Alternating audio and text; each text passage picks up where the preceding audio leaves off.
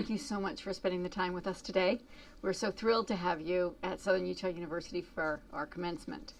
I think a lot of people want to know, since you're a veteran news person, where do you get your news?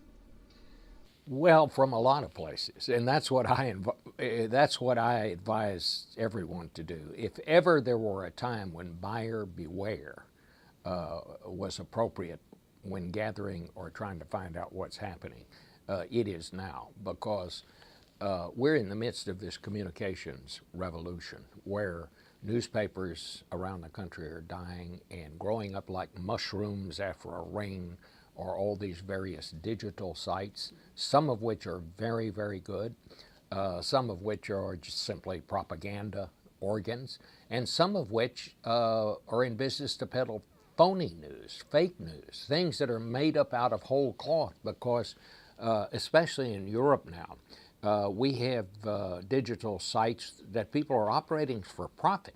They have discovered they can make up stories such as the Pope endorsed Donald Trump, get those onto the web, and actually make money out of it. I mean, there are some surveys that show people tend to believe fake news sometimes more than they believe real news, because it might agree with their preconceived notions. This is a very dangerous thing that's happening right now in how we communicate and how we get our news. So I never tell people, get your news from one source. If it's on the web, check it out. Always be skeptical. Always go to a couple of sources at least before you make up your mind how you feel about something. So your news you get from multiple sources. Yeah. I read the New York Times, the Washington Post, and the Wall Street Journal every day at home. I also read the Post probably online the night before. When I get to the office every day, I then probably read USA Today and a couple of other things. I'm depending on CBS News and various sources. But I would never, ever report something that I got from simply one source. I always try to get a backup source. Good. Well, thank you very much. What role has music played in your life? Well, everybody has a secret life or a secret dream. And I've always wanted to be a country music songwriter. And I can't sing worth a lick. I can play about 2 chords on a guitar, but they say country music is 3 chords and the truth. Being a country music singer was always kind of, I don't know if it was a fantasy or a dream or what, but I always loved country music. When I was growing up in Fort Worth, we didn't call it country music, we called it music, because we didn't know there was another kind. And I can remember listening to the Grand Ole Opry coming out of Nashville back when I was growing up. I remember it through high school. And I've always kind of fooled around with poetry, and so I started writing lyrics, and I started writing a few country songs just for fun, and actually got a couple of them recorded. And then there's some folks here at CBS who are real musicians, and they invited me to be part of their band, and so we sing a song or two here and there. We'll write most of our own songs, and I have to say, the highlight of my life, I mean, I've won a lot of awards in journalism and all that, and I'm proud of them, but really the highlight was getting invited to the Grand Ole Opry. And walking out on that stage where Cousin Minnie Pearl and Ernest Tubb and on and on and on down through the years have stood at the Ryman Auditorium, that was really about as good as it gets. So it was something that you saw when you were young, and the Grand Ole Opry was this phenomenal place, and for you to be able to step out there. I was scared to death. It was 2008 was a presidential election year, and the next week I was moderating a presidential debate. But I want to tell you, I was a lot more nervous walking onto the stage of the Grand Ole Opry than I ever was moderating a presidential debate, and I moderated 3 of them. Came on after Tricia Yearwood and before Brad Paisley. And I thought, oh my. And I said to Tricia Yearwood, I said, what do I do? She said, don't think about it, just try to have fun. And so I did, and it really was fun. So would you say, looking back, one of your greatest joys was actually that moment stepping out onto the Grand Ole Opry? Absolutely one of the great moments of my life, and also one of the most terrifying. I thought, what if I forget the words? They go hand in hand, don't they? Terror and happiness. I guess that makes it more fun. Yes. Yeah. Well, thank you. So switching gears to politics a little bit. In 1957, Khrushchev said, "Your grandchildren in America will live under socialism." What is your view in 2017? Well, I don't think we are. I don't think we are. That was the famous, he said that at the famous kitchen debate with then Vice President Richard Nixon. The United States won World War II, not because we became like the Nazis, but because of American values and American courage. That's how we won World War II. And we put together an alliance that still stands today, NATO. We had the Marshall Plan to rebuild Europe after we won the war.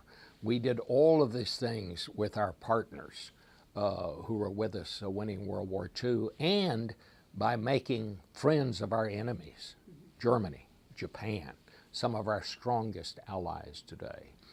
And that is how American democracy has survived, not by going it alone, but by working with our partners who shared American values. It's still happening, and that is still what is in place here today. What responsibility do citizens of the United States have in keeping the press functioning and free and accountable?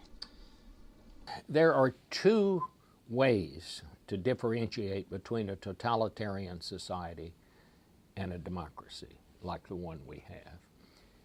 First, in a totalitarian society, the only source of news is the government. Second, in a democracy like ours, citizens have access to independently gathered, accurate information that they can compare with the government's version of events. And then the citizens decide what to do about that. If there were no other reason for having a free and unfettered press, that is reason enough. And that's what we do. That's what our job is. We're not the opposition party, as some would have it. We're not trying to run the government. Our role is to simply ask questions. Politicians present a message. Our only job is to find out if the message is true, and if so, how does it impact on the people?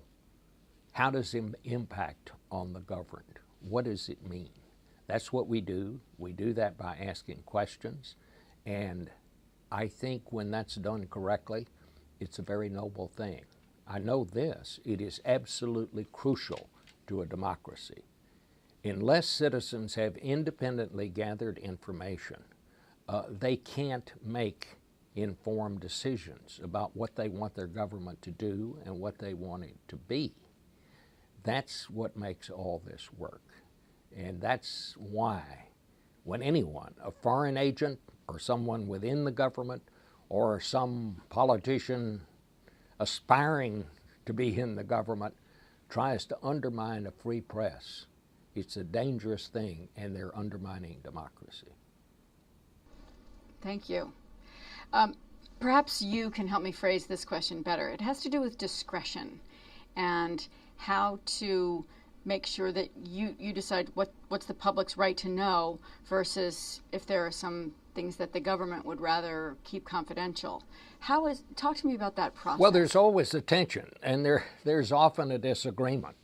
My rule has been always, if this is something that is going to impact in a negative way on people's lives, and the only way to get that news out is to publish something that the government may have classified, then I think the government has, I think the press has an obligation to do that.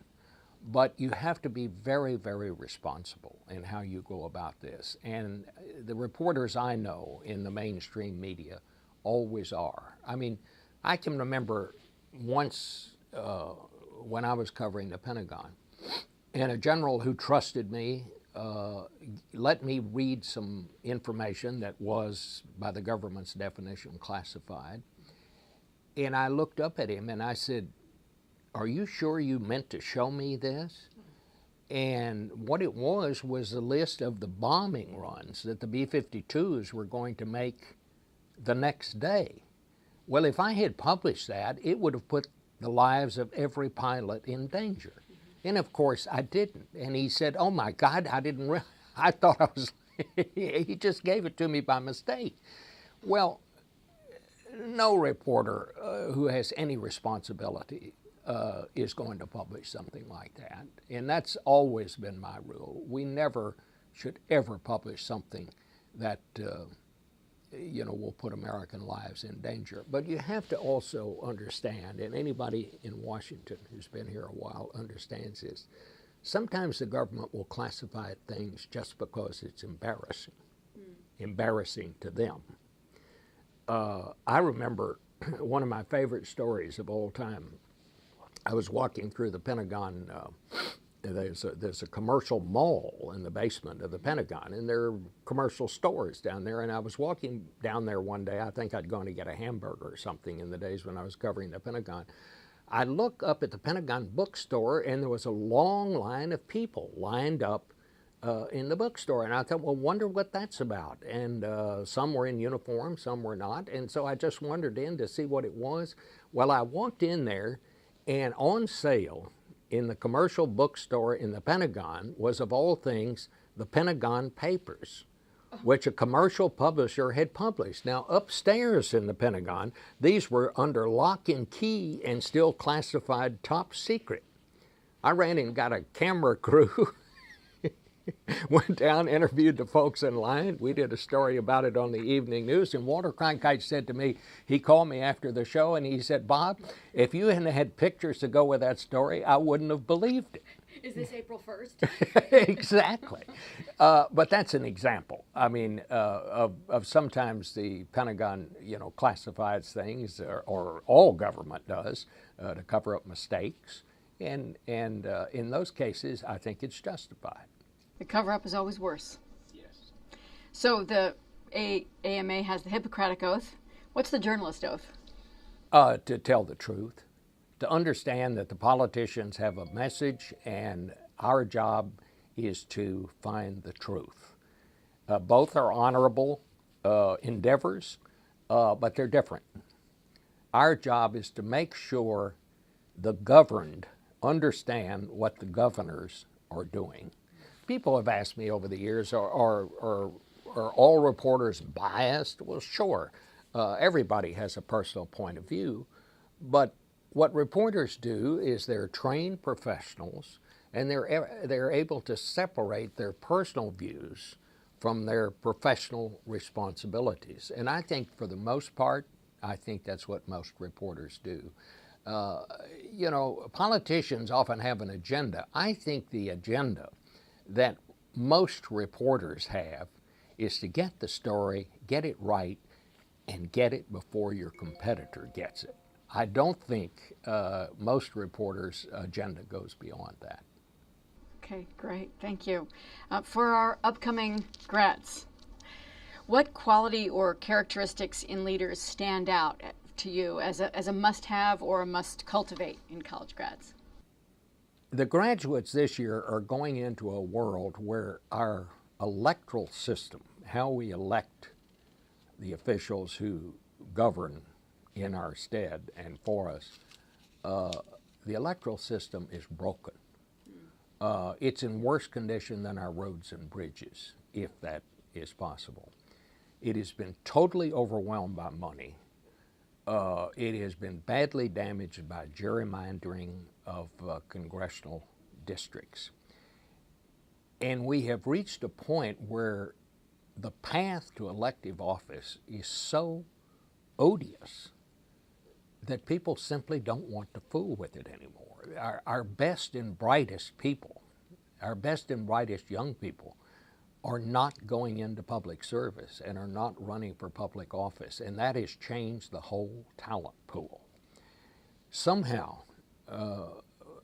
I think it's my job, and one of the things I want to talk to these young people about is don't turn away from public service. My generation has messed it up pretty badly. It's going to be up to them to straighten it out. We've got to convince people and young people that public service is an honorable thing.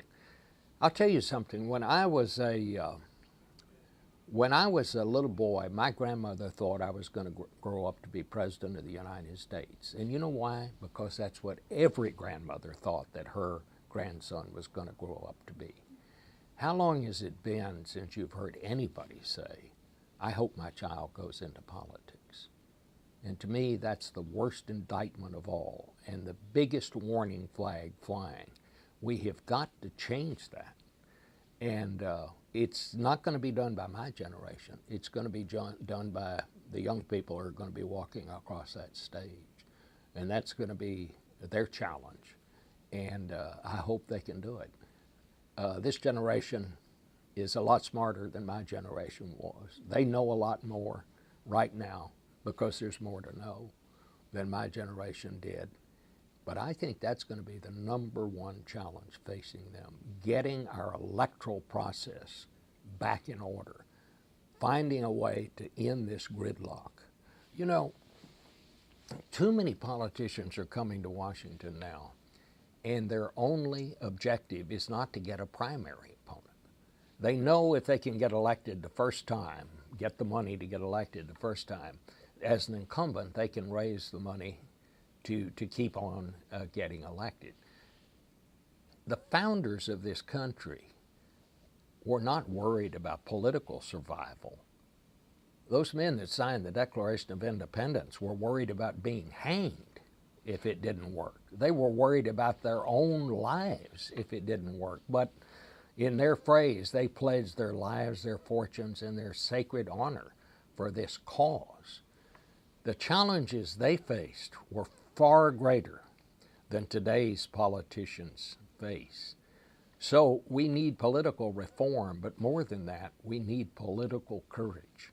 People who are not afraid to say, look, I've come to do something here. If that gets me beat in the next election, so be it. I will have accomplished what I came here to do. We need political courage that the founders had, and it's going to be up to the next generation to find that. No pressure, generation. You need to fix all of politics. So what will our grads do to make the world better, safer, and more tolerant? You talk about developing a climate favoring inquiry rather than divisiveness. I think we need to listen more. I think one of the great lessons of this election that somehow we didn't hear some of the anger, especially out in the middle of the country. I mean, I knew people were upset about the gridlock in Washington, but if you go out into the middle of Ohio, that's just inside baseball. It's much more basic out there. If you don't have a job, if the only job available is at the Walmart and you don't get that job and you're 55 years old, you're not going to find one. You're going to have to go someplace else to find one. And a large number of people out there just felt they were being left behind and were being mistreated. I don't know if Trump stumbled into that or if he heard it early on, but those people took a flyer on Trump. They didn't particularly like either candidate, as we know from the surveys, but they wanted change. This was a change election. And the election was what it was. Saint Benedict, when he founded the Benedictine order and was writing a manual for the monks on what they should do, he said, you must listen, but he said you must listen with your heart. I think that's a good lesson for all of us. We get so hung up on data and polls and algorithms and all of this. They can tell you how a person might think, but it doesn't always tell you what is deep down in their heart. That's what we've got to do. you know, we need to start listening to the other person's point of view and try to understand why they feel that way. Everybody who voted for Donald Trump was not a dingbat or something. Some were people that were just felt they had been left behind. By the same token, you know, everybody who voted for Hillary Clinton was not some wild-eyed, you know, I'm for every grievance group in the world. They were honorable, good people, and they were good people in their heart. We've got to start talking to one another. We're not doing that. Our neighborhoods, we sort of tend to live in the neighborhood where everybody thinks the same way, where everybody looks the same way. We got to start thinking about that again. So what role has higher education played in your life? You know, I went to TCU, and I was there for 4 years. The last 2 years, I worked full time. I didn't have much of a campus life. I got my first reporting job when I was 20 years old, and from there on, all I wanted to do was graduate so I could get out of there and go to work. I had to go into the Air Force for 3 years, but a lot of my education came later in life when I started doing these books on tape and these great lectures, and I probably did 100 of them. And I think that's really where I got most of the formal education that I had. But education, it's the answer to everything. It's the answer to everything. And to those at the university where I'll be speaking to the graduates, they're going out to their first job, but to everybody who's still in school, don't do what I did. I mean, I was so anxious to get out that I didn't pay that much attention to what was going on in school. This is one of the great learning experiences of your life because you're learning, most of all, about yourself. And take advantage of that and take advantage of the friendships and the relationships and pay attention in class. It's a simple, kind of an obvious lesson, but education made the difference in America, public education, which wasn't even in the original Constitution, but it's still how you move from one place to another, and we should be doing everything we can to make the university. Well, our universities are great. They're the envy of the world, and people in every country want to come here. But our secondary education, the K through 12, is really a disgrace. And there's no excuse in this country that we shouldn't have better schools than we have. And we need to be thinking seriously about that. I mean, we always, make a big deal about who's going to be the Secretary of State and who's going to be the Secretary of Treasury and Defense. We should be making an equally big deal about who's going to be the Secretary of Education. And this should not be something that just goes to someone as a political favor or something like that. It's the crucial thing right now. The right to vote, the right to a free press, and the right to good education. Those are the three things, as well as the right to adequate health care. Any advice for humanity? No, I don't give much advice. I just my advice is to just, number one, remember this: you get one trip to planet Earth. Make the most of it. That's what I've always tried to do. I try not to take myself too seriously, but I've taken my responsibilities as a journalist seriously. Get to know the folks around you. You'll soon discover that they may know things that you don't know. And always remember the people who helped you along the way and forget about the ones who didn't. I used to think, I'd get even with them someday.